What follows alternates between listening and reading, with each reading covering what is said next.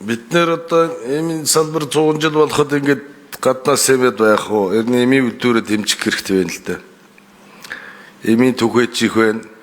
Гадагшаа хулгаагаар гарч байна. За яг ерөнхийдөө салбарын хүн учраас энийг сайн мэдж байгаа л да. Ер нь эмийн үйлдвэрийг одоо хөгжүүлэх тал дээр танд ямар бодлого байна нэгдүгээр. Хоёрдугаар энэ эмийн үнийг буулгах тал дээр ярихгүй бол одоо эмийн компаниуд ч одоо тухайд хөнгөлтөө зээлж авсан шүү дээ. Юу н ковид үед. Тэгэхдээ өндөрөнтэй ингээ байгаад ах уу? 10 мг-ийн одоо даралтны эм гэхэд 28 мянга шүү дээ. Нэг трубк нь хөдөөд.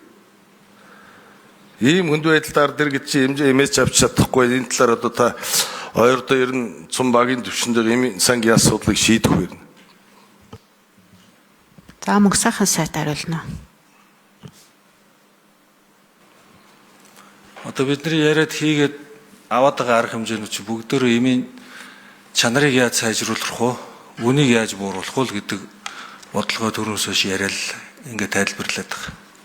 Бид нар өнөөдөр энэ бодлогууд маань аймаг орон нутгийн төвшөнд эм тарианууд маань боломжийг хүргэж байна.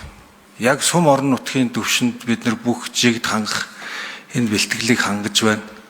Бид нар нэлээдгүй энэ ялангуяа нэг хэсвэрийн эмүүдийг сум орон нутагт хүргэхийн тулд бид нар нэлээ нөөц бололцоогоо нэлээ сайн нэмэгдүүлэх, чадварчуулах, сайжруулах шаардлагатай байна.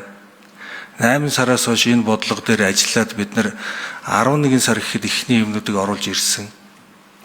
Одоо бид нар энийгээ цаашаа улам сайжруулад эх оны төгсгөл гэхэд улсын хэмжээнд бүх төрлөөр нь аймаг сум гэлтгүү бүх төвшөнд хангадаг энэ бодлогын арга хэмжээг л авна гэж байна.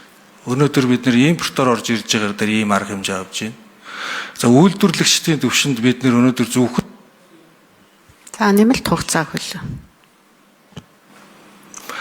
За манай дотооддоо үйлдвэрж байгаа үйлдвэрийн эм тариануудын одоо үнийг буулгана гэх юм бол бид нар одоо яалтчгүй зах зээлээд энэ үйлдвэрүүд маань тэлжээж амжилтанд хүрнэ.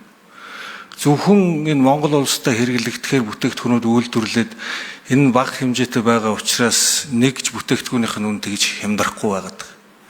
Тэгэхээр бид нар яаж энэ өнөөдрийн манай улсад үйлдвэрлэгч байгаа хувийн хвшлүүдтэйгээ хамтраад дэмжиж гадны чанар шаардлагасан үйлдвэрүүдтэй хамтарч үйлдвэр байгуулад Монгол улсаас гадагшаа экспортод гаргах вэ? Энийг бид нар яаж дэмжих вэ гэдэг бодлогоодыг хийж хэрэгжүүлж байгаа. Цаашдаа бид нар энэ дээр ер нь хувийн хвшлүүд маань тодорхой саналуудыг ярьж байгаа. Гадагшаа гаргадаг энэ зөвшөөрлийн болох боломж, экспортлох боломжийг олгож өгөх хэрэгтэй. Хоёрдугаарт нэг хөнгөлөлтөд зээл санхүүгийн хувьд тусламж үзүүлэх ёстой.